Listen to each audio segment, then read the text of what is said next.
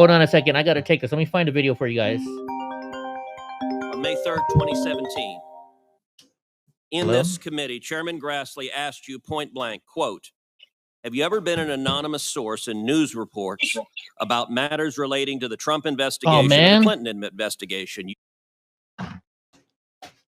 It's my congressman, and they want to put me... Our borders, achieving tax and regulatory relief. They want to put me on a conference call.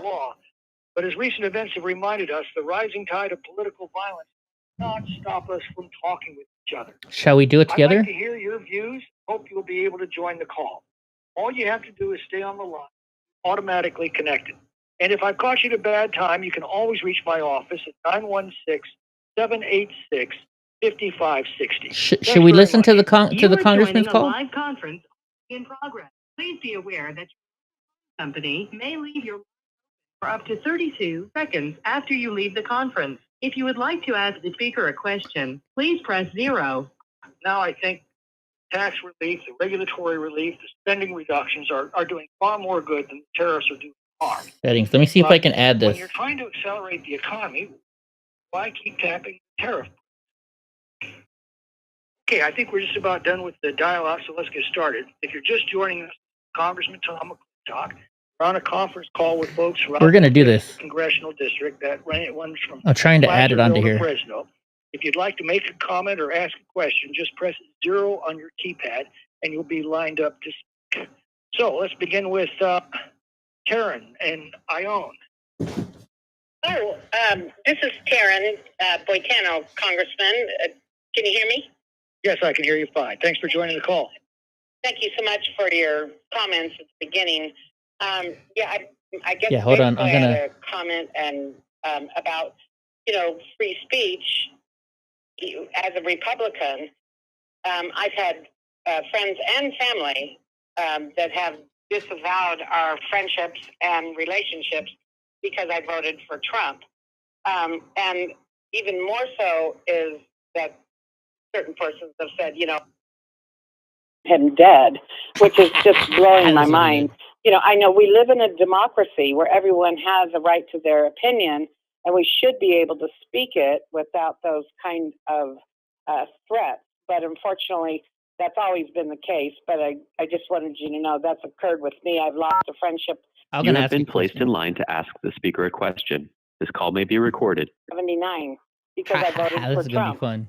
It's just crazy, and I don't know how to explain it to people that we really need to be able to speak our opinion because we're in a democracy. That's basically it. You're exactly right, and that's the beating heart of democracy. It's and I've pointed out on the House floor. That's the whole reason we have a Capitol building, is to talk out our differences. Free societies don't fear free speech, and without it, we can't be exposed to all sides and talk through our differences and reason together. The American founders gave us a republic based on reason and illuminated by free speech. And that's why everyone should be allowed to say their piece, including the ugly, hateful rhetoric of people like Ilhan Omar, among other reasons, so that everyone can see what they're saying and make their own judgments. And this nation is filled with good and decent people of all political persuasions. And I've got to believe that when exposed to all sides, they will choose the good over the evil. They will choose wisdom over folly. They'll choose right over wrong. And let's see if he chooses me. That's the foundation of our democracy, and it served us pretty well for 2.5 centuries. And I think that we can be confident it will continue to serve us as long as we protect that fundamental. I'll be surprised if they call on me. So anyway, thanks for joining the call. Next is Larry in Sonora. I'll be surprised if he accepts my question. Larry. Yeah. Hi, thanks for joining the call. My pleasure. It's an honor to talk with you. Mr. Congressman Tom, I feel like you're like one of my best friends from way back. Wow. Oh my goodness. That's a high honor for me, Larry. Thank you. Ass kisser. I appreciate you. I appreciate everything you do. And I think before I say anything else, I do want to add my deepest condolences to Charlie Kirk and family. Yes. And this type of rhetoric needs to stop. This type of action needs to stop. We all need to be able to speak our piece and do it in a friendly way. Yeah. I've always had friends and family that were Democrats and always felt free to speak honestly with them and never have had a problem, but these days are changing. And like the last woman that just spoke, my regrets for that, but my apologies and my best wishes for peace on earth. Well, now, with that maybe said, I just want to add, maybe this terrible crime is going to wake up a lot of people, and maybe we're going to start moving back towards civility that we were leaving in recent days. But go ahead. I certainly hope so. I'm a degreed businessman, concentration in real estate from Sacramento State, and a degreed All right, I'll tell economist. them. I have been in the business 45 years, like the one that said her best friend from college in '79. Those were part of my years. I've been watching this economy for over 45 years now. And supply chain economics, the cost of delivery, cost of gas has obviously increased inflation. Inflation has been the reason why the feds have tried to keep rates up. We're going to have to go through a lot of questions that are not very good here. And I've been a practicing mortgage Hopefully there's broker, not a as well lot as of real them. estate broker, but a practicing mortgage broker the last 23 years. And I see this day to day in the affordability of everyone who wants to refinance and purchase homes. Yeah. We need to get this cost down. What can we do besides controlling inflation, which I think we have every shot of doing? What can we do to help speed up the process for that? Well, a bunch of things. First, we have to stop spending money we don't have and printing the difference. Inflation is ultimately a monetary phenomenon. Too many dollars chasing too few goods. That's what we had during the Biden administration. And the result is the value of every dollar is reduced as more dollars are added to the economy without the value to back them up. That's what causes prices to rise overall. Then you have very specific inputs into the economy, such as tariffs that will run up prices of individual commodities. But the price of housing is what is really killing folks, and a lot of that is simple supply and demand. When something is scarce, it becomes expensive. When it's plentiful, it's cheap. You look at the states that have allowed housing construction to meet demand, housing prices are a fraction of what they are in the states that have restricted supply or charged exorbitant fees or forced expensive and unwanted requirements the way California has. I was recently given a real insight into the problem we face in this state. You realize there were more building permits issued in the Houston metropolitan area last year than were issued in all of California. Of course. So as housing becomes more and more scarce because of government restrictions, the price skyrockets. And that's what we're dealing with today. The median price of a home in California today is over $900,000. In Texas, it's about $400,000. That's state stuff. That's nothing you can help with. Move on to the next question. Larry, thanks for joining the call. Next is Justin in Placerville. Hello, Congressman McClintock. You might remember me from conversations I've had with your former deputy, Rocky Deal. No, he doesn't. He actually put forth a memorial for my compadre at school who was serving in the military, a guy named Sky Moat, the bridge over the government center in Placerville. Have to record this. So I'm calling because I wanted to honor Sky's legacy and ask really the follow-up to what you said about things like sugar. Oh yeah, I'm going to ask him about why I should vote for him when he's a rhino who votes but what are things on that behalf of Ilhan and Omar. energy is obviously part of that equation. And we've seen that over the years that the price of electricity has gone up, but the price of the generation for the electricity in a lot of cases has gone down. And so if we make our own renewable resources, and we've had lead acid batteries for generations, why can't we be making a lot more of our own lithium? I think we can give ourselves a much more stable energy platform. And I'm wondering what other policies you had in mind. Let's see if they cut me off. bringing You think they'll cut me manufacturing back. off?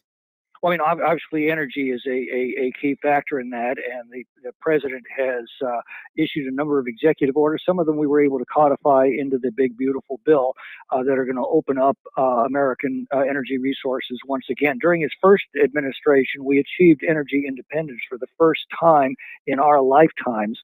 He has now increased his goal from energy independence to energy dominance, and we, clearly have the potential of doing that. And the boon to the economy is going to be enormous.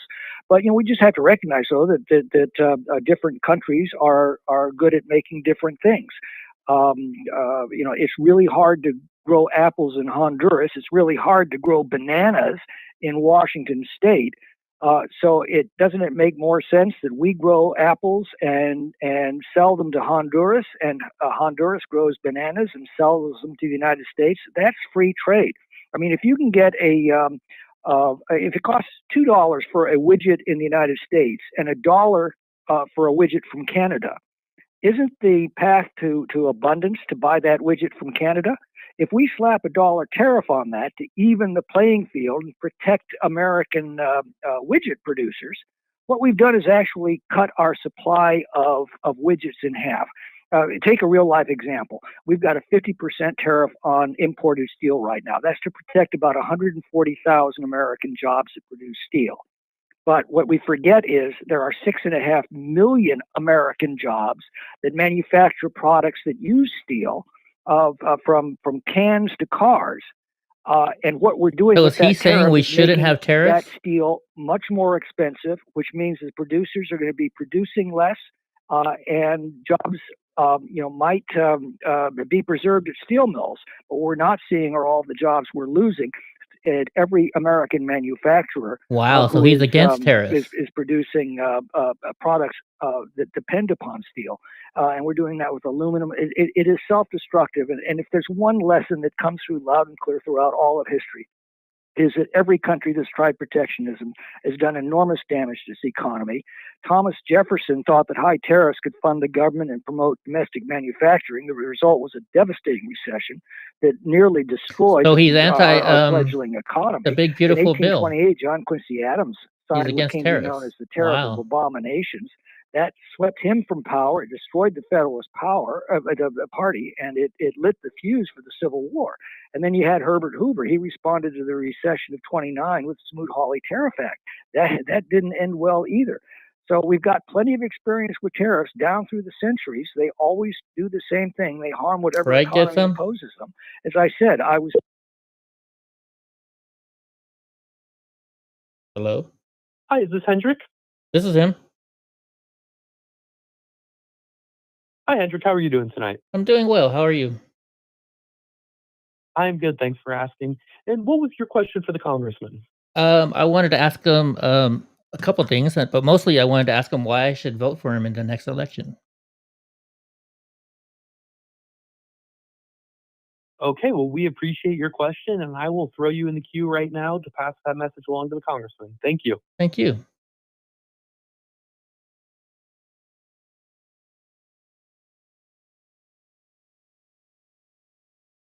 I guess I don't get to hear it now.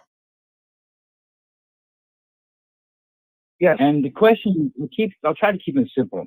The question is, what happened to truth in advertising in basic, where people on TV and media would tell us something and it was the truth of what they told us, the fact, and then they'd give us their opinion of it.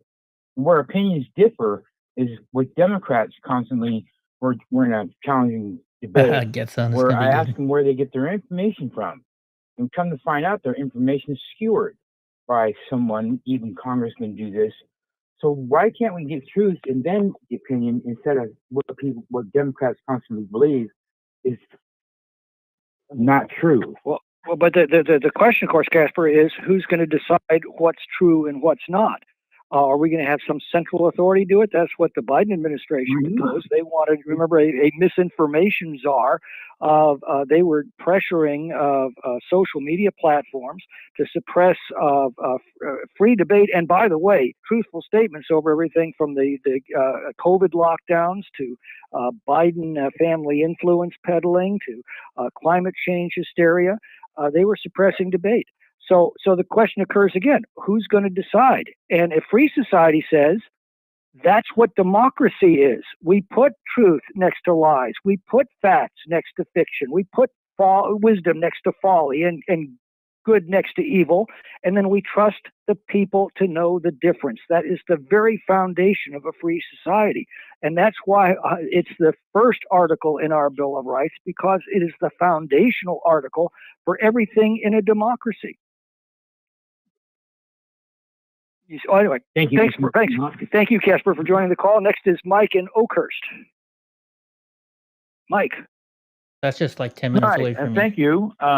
First of all, sir, I would like to thank you for your service to our country, to our large community. Well, yes, most people have an opinion. Very few people will actually step up and lead. And I have been a leader, and I relate to what you're doing. I know the complexities and the pressures and stuff. So anyway, I just want to say, and I appreciate your views on the freedom of speech and the tariffs, because most people don't understand the tariffs. We're still paying for tariffs that were put on in 2018 from China, the 25%. Most people forgot about that. Steel and aluminum and many other items, which goes into construction, talking about housing. So that's, it takes years for that to filter into, our current economy. Mm-hmm. Anyway. I'm so glad they called during the show. Sir, I'm 71 years old. I've been a member of 3 different political parties, registered with, one of them twice. And that's only due to the fact that I changed my mind, or I needed to vote for someone who I wanted to vote for. So, I don't like that system. But anyway, my main question is this. Our country has never been more polarized than it is today. And well, actually, if I could just push back for just a second, we have been through very polarized periods before. I mean, think about the Civil War, for example. Oh my God, let the dude ask his question. I'm sorry. In my lifetime. Okay, I'm 71. Yeah. I'm close. Okay. So I'm just saying my personal experience with leadership in this country. Okay. Well, and I've watched it since the late 80s. We've become more polarized and the animosity. And so what we're doing is, it's like an employee calling their boss, incompetent. How long would they be employed? And so anyway, the 2-party system it seems not to be working. But my main question, sir, is this: you're in the House of Representatives. What are you doing to promote bringing both parties together, working together? Because if we don't work together, how are we going to accomplish the best for the country? We can't do one side or the other side. It's just not working anymore. Yeah. So that's and all the other issues that come up could be settled if Democrats and Republicans would simply agree to disagree and to shake hands and to talk, discuss, and come to a compromise. What are relationships about? Right. Well, I think your point's very well taken. I've given that a lot of thought over the years. I've spent my life arguing with liberals over the appropriate size and scope of government. All he's doing, kissing ass. We always agreed on the fundamentals. We always agreed, on free speech, for example, that I might disagree with what you say, but I'll defend to the death your right to say it. We always believed that you should be judged on the content of your character and not the color of your skin. We all believed in equal justice under law. We all believed in the Constitution and the freedoms that it guarantees.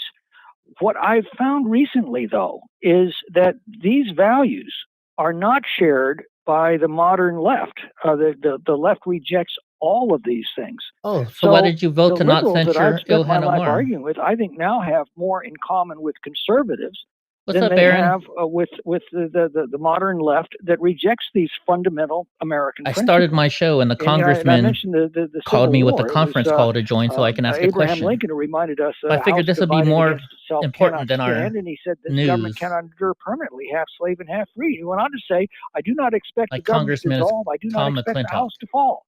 But I do expect it will cease to be divided. It must become all one thing or all the other. He understood that there are moments in a society where there are antithetical principles vying for the future. In his day, it was freedom and slavery. You can try to hold them together for a while, but they are polar opposites. I'm going to They go are off on matter him. and antimatter. Ultimately, one had to triumph over the other. He understood I'm going to ask him if he's going to start I'm helping his afraid constituents will or if come I full need to circle. run And for now county the off two or for antithetical principles competing Congress. for our future are freedom and socialism. If you think about it, socialism and slavery are just two sides of the same coin. They both spring from the rotten principle, as Lincoln said, of you work and toil and make bread, and I will eat it. So I think that's why things have gotten so What's tense, up, Andy? because No, we have reached a somebody else will tipping ask him point, that a got turning raw. point, if you will, That's in a the state future of issue, our not a country, national where we issue. have two very different and incompatible paths, freedom and socialism. And I've often said that if you look at the entire span of recorded human history, you can ultimately sum it up in 4 words: freedom works, socialism sucks. So I think we are coming to that fork in the road, that turning point, where we're going to decide whether to see a rebirth of freedom in this country, or simply become another failed socialist state. And that's why things are so tense right now. But we have the institutions, and I think we have the political will as a nation to work through them and to return to those uniquely American principles of individual liberty and constitutionally limited government and personal responsibility that created this as the greatest, the most prosperous, the happiest, the most just, the most envied, and the most powerful civilization in human history. And I'll tell you, through all the gloom, I've never been more optimistic about our future than I am right now. Anyway, thanks for joining the call. Next is Robert in El Dorado Hills. Dang it, I thought it was going to be me next. What's up, Andy? Hello, Congressman. My name's Robert Whitford, El Dorado Hills. How are you? Great, thank you. Thanks for joining the call. And thank you for doing all that you do to represent us. All these ass in kissers calling our in. beautiful state of California against those who want to take it in a different direction. The reason I wanted to call is I'm really interested in this gerrymandering and the Proposition 50, and a point that I don't hear talked about, which is very fundamental to me, and that is this gerrymandering and the competition, this win-lose. They're going to get 5, we have to get 5. It is really not the point of our government. Our government is a representative democracy, and what we haven't really established or haven't really promoted is the fairness that has to be there in order for our government to work. Our founders said that we're going to have states, you're going to have 2 senators, and they're going to have represented by population. We know all that. My vote, and as a citizen, is not being represented when they gerrymander the fact out of our state that we should, as a state, be represented in Congress. These people by calling our in just want to hear population their and how voice our heard. population fundamental beliefs. And if we're a 60-40 Republican, Democratic, 70-30, whatever, we should have that type of representation in our House. And this gerrymandering going back down to 90%. I know, right, Andy? Is really taking us back to like what a state would have with 3/5 of a vote. I, as a Republican in the state of California, do not feel represented in the state or in the federal government when they take away my voting right. What do you say? Well, first of all, Robert, that's a matter that's going to the ballot, so I'm not going to address it directly on this call. But I will say that I believe that an independent citizens commission Probably is far most of them, superior Aaron. to partisan gerrymandering. I'm a For boomer. example, the California Commission I was born in held 76. Does that mean I'm a 196 boomer? public meetings to develop the current lines. They received more than 33,000 written communications over 9 months.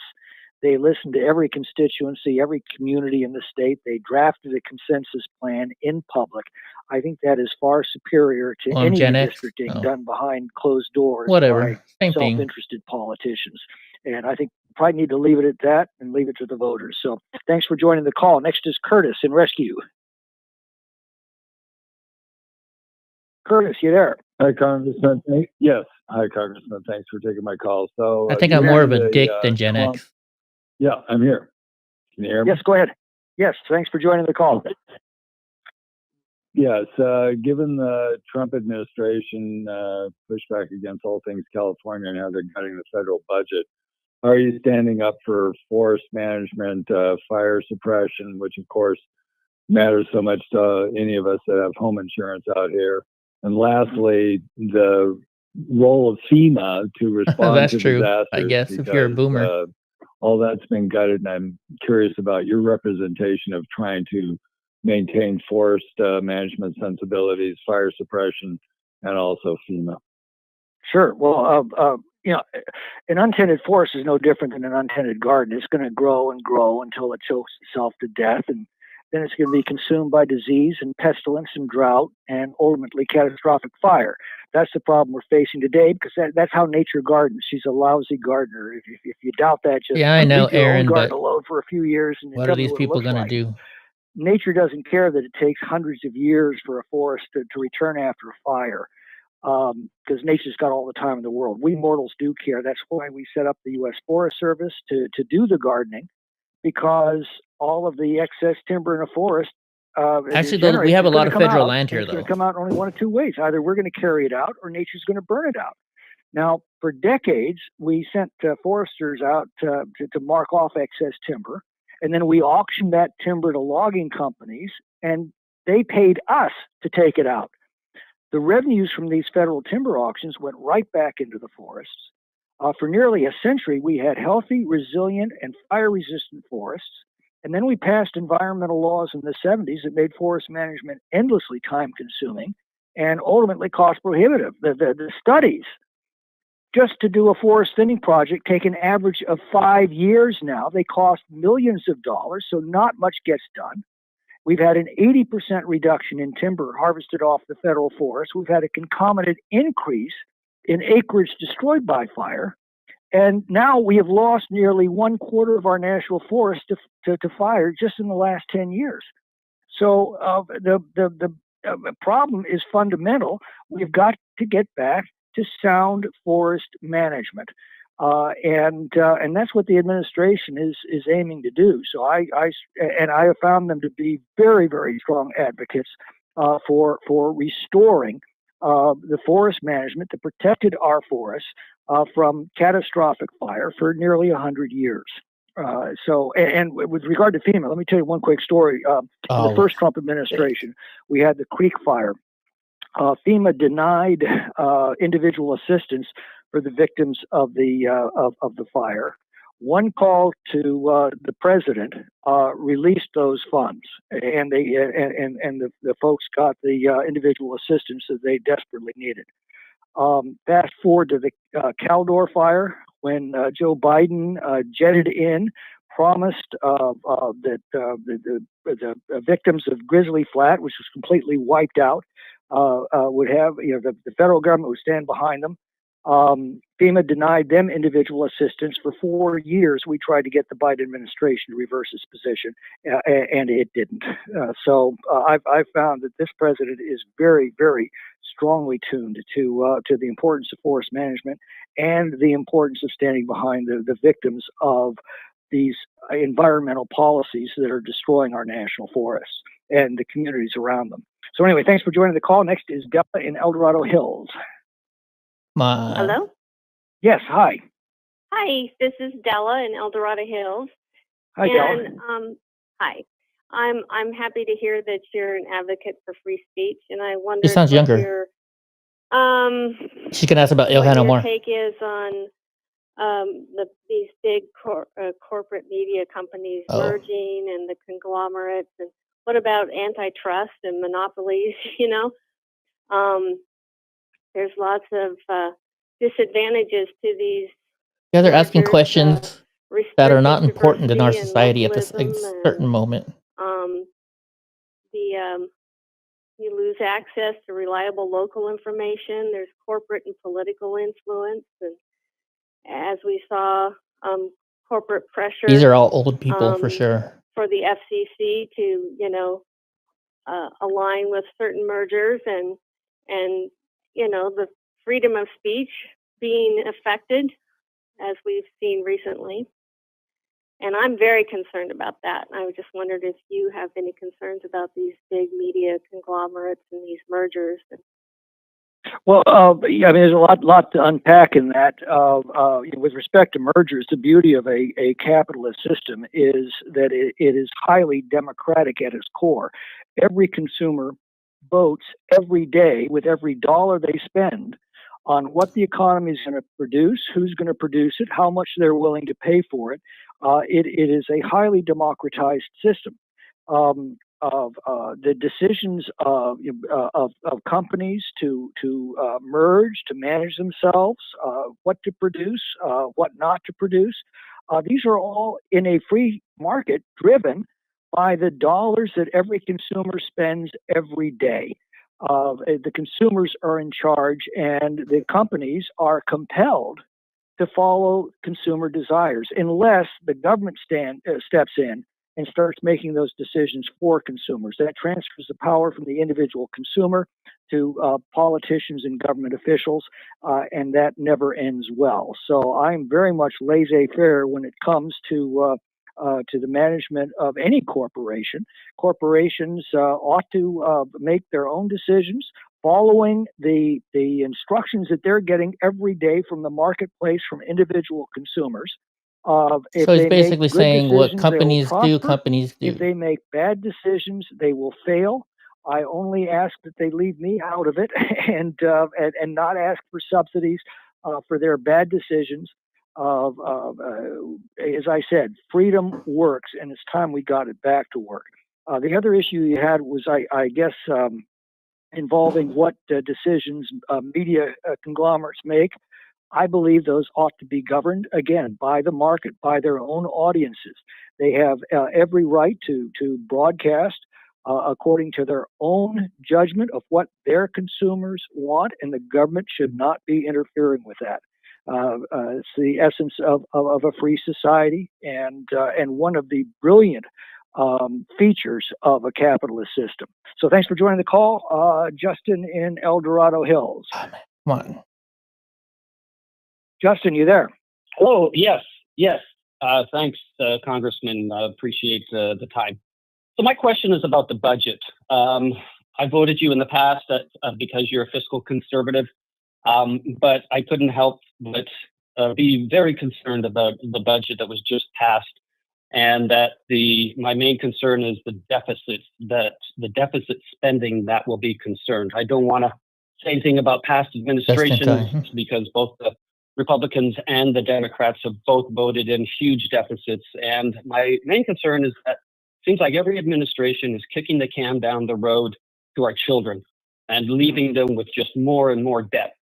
And the estimates from most think tanks and economic analysis says, yes, the current budget will increase revenues, but not nearly enough to offset the amount of increased debt that we will incur in the neighborhood of $3 to $4 trillion over the next 10 years.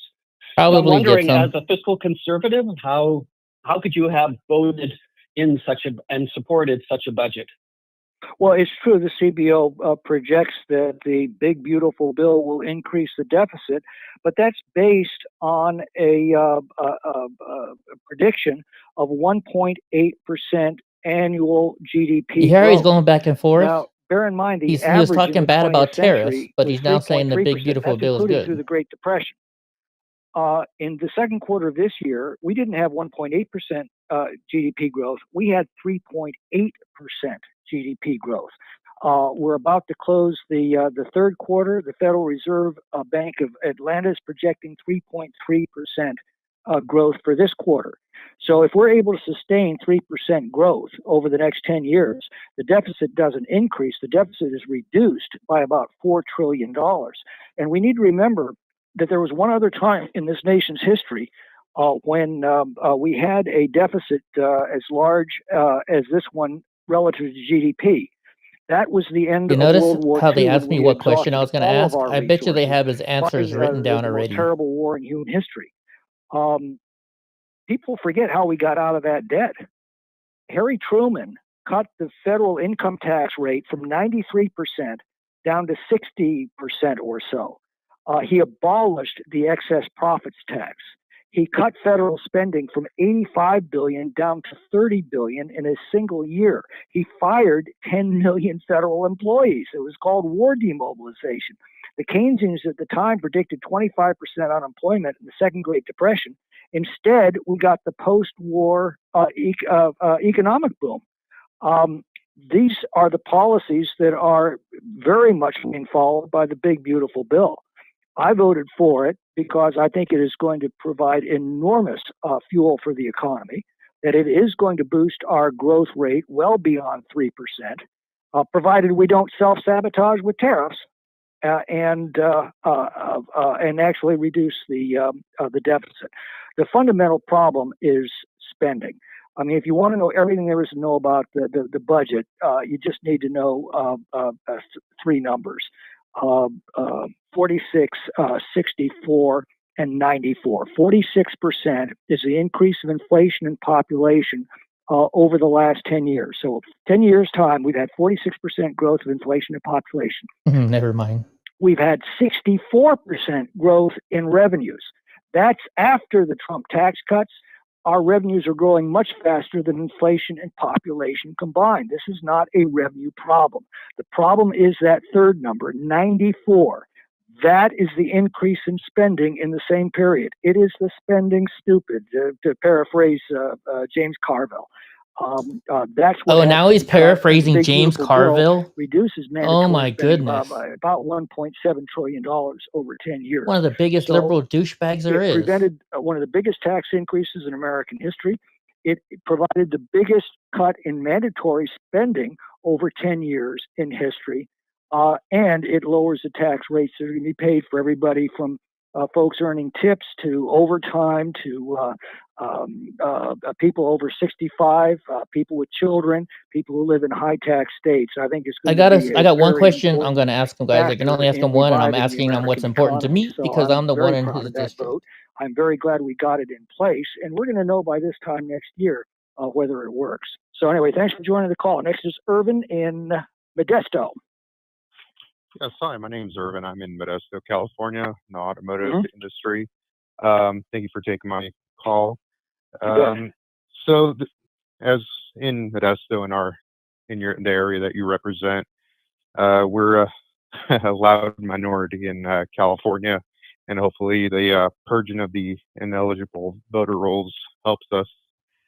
My question to you is, since the administration has taken over and the passing the big beautiful bill, what is one of the main or few main items that you can say that we could look forward to that our area is benefiting directly from the passing of that? Nothing, because we're in California. First of all, Gavin obviously, Newsom energy, screws us all. the war on fossil fuels is over as long as this administration is in place. As I said, they've gone from energy independence in the first Trump term to energy dominance in the second Trump term. He's very serious about that, and I think we're going to achieve it. And as John F. Kennedy said, a rising tide lifts all boats, even those in California that are weighed down so enormously by a lot of very foolish state public policy. My focus on the Valley has been for years basically fire and water. I serve on the Natural Resources Committee. I'm one of its senior members now. And the reason is because it's absolutely essential to our district. Forest management that we've already talked about, and obviously water development. I mean, we live in one of the most water-rich regions of the country, and yet we're now suffering from chronic water shortage because of bad public policy. Droughts are nature's fault. They happen. But water shortages are our fault. Water shortages are a choice we made a generation ago when we stopped building new dams. Typical politician. The result is that the population's doubled, and we're still dealing with the same water supply. and dumping huge amounts of surplus water out into the ocean every year because we've got no place to put it. We have got to restore our water storage projects. That in turn is going to I mean a agree, renaissance for Aaron. the Central Valley. Central Valley is ideally suited for agriculture because of its climate and soil. Only thing it needs is water. We've got it, but we don't save it, and that's why we build dams and reservoirs and aqueducts. So those are two of the major focuses that I've maintained, and I think we've turned the corner on both. I think that the Oh, I know. I environmental paid left has $4.74 proven for to be diesel at highly Costco the other self-destructive of the day. very objectives that it set. We've dealt with their policies now for 50 years with the promise that it was going to improve the environment. I think we're now entitled to ask, well, okay, how are our forests doing? How is the Central Valley doing? And the answer is absolutely damning. So I think we're turning a corner now and are going to be able to get back on the track. We got some major reforms on forest management back in 2016 for the Tahoe Basin. We're now trying to get those extended throughout the national forest system. So anyway, those are a few of the projects that we're working on. And thanks for joining the call. And next is Daphne in Modesto. Oh, come on. You going to get to me or not? Oh, hi. Thank you for your stand on addressing the tariffs. Thank you. That's very nice. I do disagree about your comment about socialism. But my question Oh, is, liberal. how will Medicare be affected now that the big, beautiful bill has been passed? It's not. Medicare, I don't think is going to be affected at all by the big beautiful Unless bill. you're an illegal Medicaid alien. will be. You've heard the charges that you're going to throw 9.8 million Americans off of Medicaid, and that is true to a certain extent. But you have to then ask the follow-up question, and that is, okay, well, who exactly is going to be thrown off of Medicaid? And there are three groups that will lose their Medicaid coverage. First group is illegal aliens who have no legal right to be here and under the law are now being deported. Fraudsters. CMS has identified 2.8 million fraudsters, mainly double dipping, that are in the system. They're gone. And then the largest group are able-bodied adults who refuse to work part-time or at least look for part-time work, or at least train to look for part-time work. And only those who are able-bodied, who have no dependents under the age of 14, and who simply won't get a part-time job.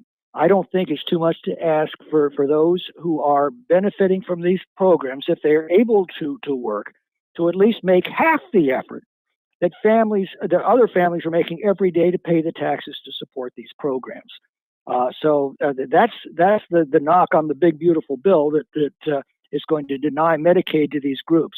Well, I think that most people, once they look at the groups that are actually losing their access, illegal aliens, fraudsters, and able-bodied adults who refuse to work part-time, I think that is perfectly reasonable, and it's going to save the program for those that Medicaid was designed for: the needy, the blind, the aged, and the disabled. So thanks for joining the call. Next is Angela in Angels Camp. Hi. My question is, what is your position as far as genocide in Gaza, ceasefire, and what are you doing, if anything, to help make it happen? Well, I believe that Israel has the right to determine Donnie. the post-war disposition of Gaza. It is a matter of its own national security. Hey, Bubba's. The war in Gaza can end the moment that Hamas unconditionally surrenders to Israel. It was the attack of October 7th, a brutal, barbaric attack by Hamas against Israeli civilians, innocent women and children, and civilians, that started all of this. And I'll also point out this: October 7th proved that a two-state solution doesn't work. It's time for the inhabitants of Gaza either to live peacefully under Israeli sovereignty or choose to relocate to any of the 50 Islamic countries around the world that are available to them. And I think Israel should be free to consolidate within its historic lands, Gaza, Judea, and Samaria, as the only Jewish state in the Butthead world. won't come get his medicine. So that's my position. We probably disagree, but that's okay. That's America. Next is Michelle in Modesto. Oh, here you go. Hi. I was going to ask you what the situation was with Newsom in telling our ICE agents that they can't wear masks, which I think is totally wrong. Why are you asking him about this? But there was a gentleman on the line talking about the forestry. Now, we own a cabin by Kirkwood that my grandfather built in 1950. The forestry Who cares, lady? used to do the logging, which, like you said, and the logging company was out of Ione until the 80s when it was taken away. And that's when the forestry got out of hand. But when, just like this year, we have to keep 20 feet from our cabin. We have to rake the ground. We have to clean up the debris. We have to cut the dead trees down that are beetle infested. We all have to do that on our properties, and if lady. we don't, we get fined. We all have to do that. You know, I don't understand why the governor is not taking care of his part, but they expect us to take care of our part. And the land, we don't own it. It's a lease land, and we still pay taxes on it. And now we can't. How are you even paying get taxes on a insurance leased it. loan, on a leased land? What the Well, hell is again, that? we passed legislation, my bill back in 2016 that went into the WIN Act, that cut through all the red tape for forest thinning projects. It's taken the study Oh, the hair time for coming off of a her? forest thinning project from 5 years down to a few months. It's taken the environmental impact statements from 800 plus pages down to a few dozen. It has taken the timber yield off the federal lands at Tahoe from 1 million board feet a year to 9 million board feet a year. It's tripled the amount of treated acreage, and it is what saved the city of South Lake Tahoe from the Caldor fire. The fire on its way to South Lake Tahoe hit a tract that had been treated under that authority. The fire lay down, and firefighters were able to stop it. Right across the boundary line is the El Dorado National Forest. We had been trying for literally a decade to get the Trestle project treated. Everybody knew that was a mortal threat to the town of Grizzly Flat. Environmental litigation held it up for all of that time. And the result was when the Caldor fire hit the Trestle project tract, it exploded out of control and utterly destroyed the town of Grizzly Flats. So we know what policies work. We know what policies don't work. We have been fighting the environmental left for decades now to get back to policies that were proven to assure the resiliency and the health of our national forests. And the result of these idiotic restrictions on forest management have meant that we've now lost a quarter of our national forest to catastrophic fire in just a decade, and that's just a tragedy. Anyway, thanks for joining the call. Next is Stephen in Sutter Creek. Stephen, are you there? Hello, Stephen. Pass. Okay, I guess we'll go to George at Copperopolis. Yeah. George, are you there? I am. Yeah, this is George in Copperopolis. He just said your name in Copperopolis. Come on, dude. And a compliment, but I want to put it in context. Okay. I had a 43-year professional career, 41 years of which was in management, and 39 of those years were executive management, Fortune 100 and smaller companies in a variety of industries. Blah, Very blah, successful because of two things. One, I was always based on facts and objective, and that Probably and he's being probably objective, retired, and that Aronson served or Aaron. me very well in the company. George, we're almost out of time. Can I get you to cut to the chase? Yes. All right. Thank you. So recently, Ohio made comments. I was disgusted.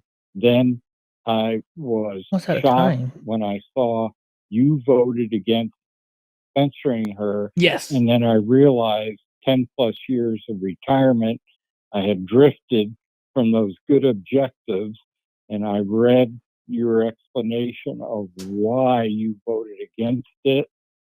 You're a strict constitutionalist, you believe in facts, and you're objective, and you took a huge risk in doing that, and I applaud you.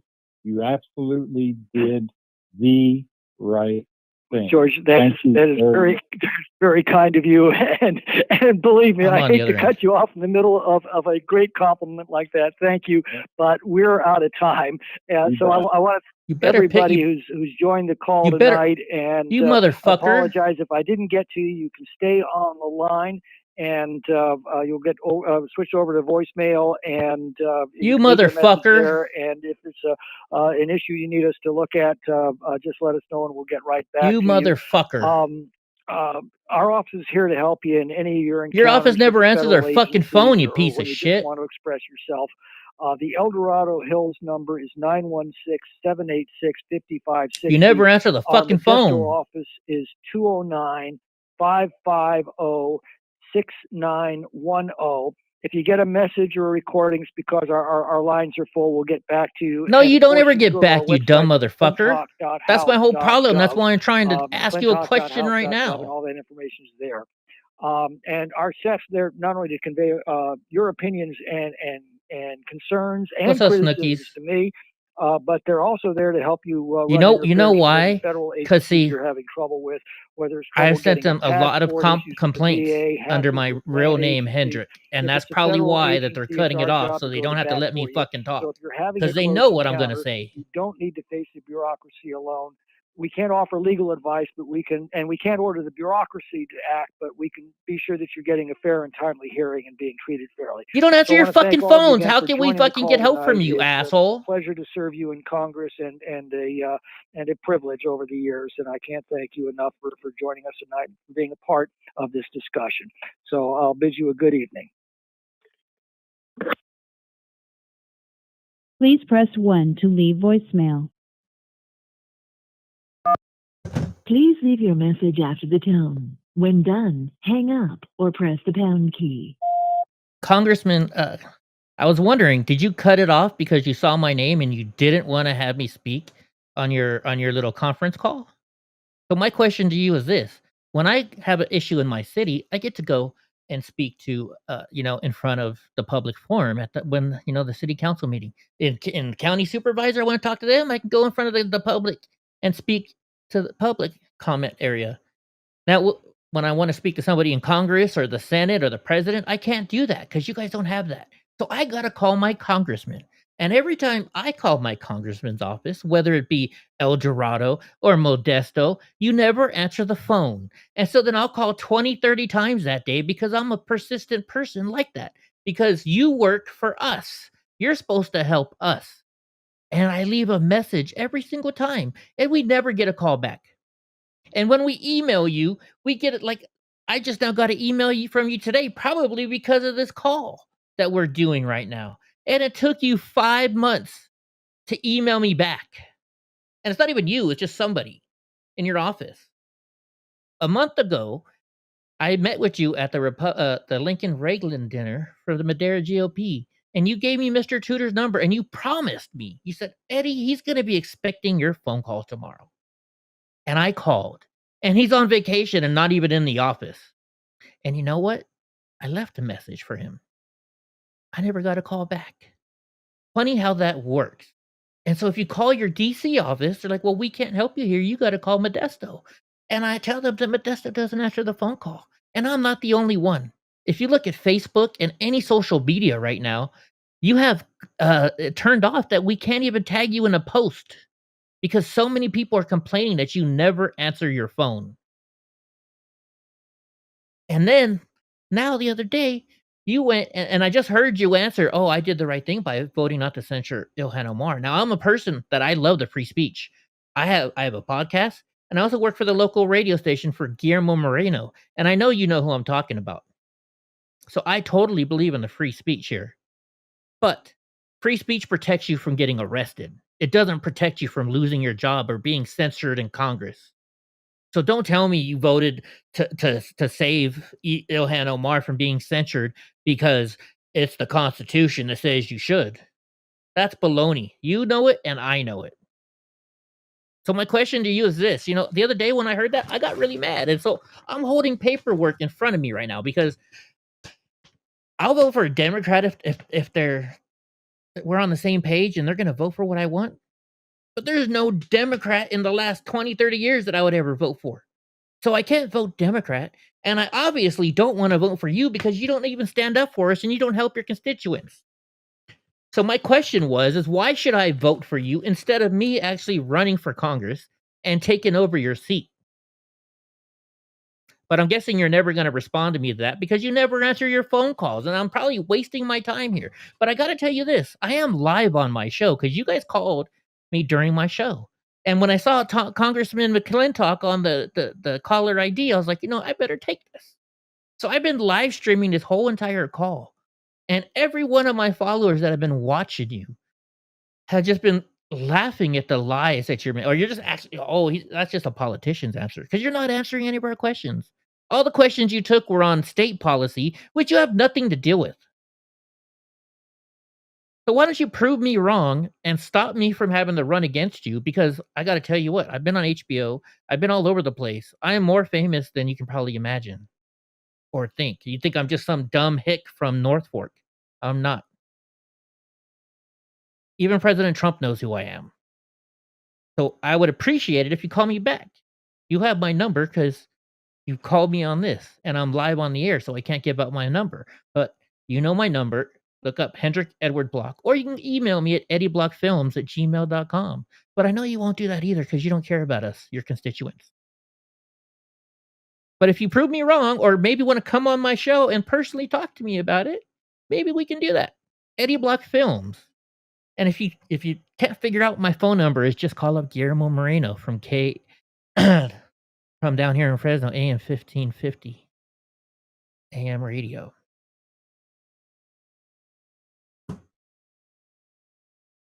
Motherfucker. You know he's not going to call me back. I guarantee you he's not going to call me back. I bet you he ended that session just so he wouldn't have, because they knew I was calling. Because they called me, so they know who we are. They know who we are. Did I do all right, or was I too mean? Was I not mean enough? What do you guys think? Ugh. Piece of shit. He's a Democrat.